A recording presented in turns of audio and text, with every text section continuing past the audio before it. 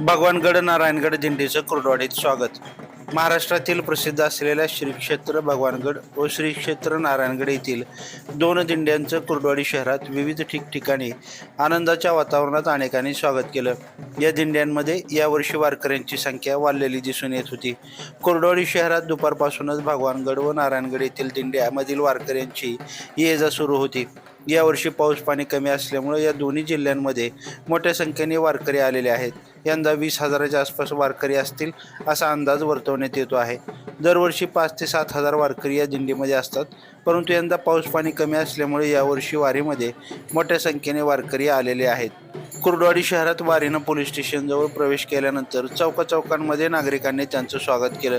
अनेक लोक त्यांना बुंदीचे लाडू, पाणी, आईस्क्रीम, चहा, बिस्किट, केळी, फराळाचं साहित्य याचं वाटप करत होते. काही ठिकाणी वारकऱ्यांच्या आरोग्य शिबिराचं आयोजन केलं होतं. त्यांना त्या ठिकाणी गोळ्या औषधे मोफत देण्यात येत होती. मराठी शाळा, शिवाजी चौक या ठिकाणी मित्रमंडळाने त्यांच्या जेवणाची सोय केली होती. कुर्डवाडी शहरात वारकऱ्यांना घरी नेऊन जेवण देणे व त्यांच्या मुक्कामाची सोय करणे ही प्रथा आहे. यामुळे अनेक लोक वारकऱ्यांना आपल्या घरी घेऊन जात होते. या कामी तरुण मोठ्या संख्येनं यात सहभागी झाले होते.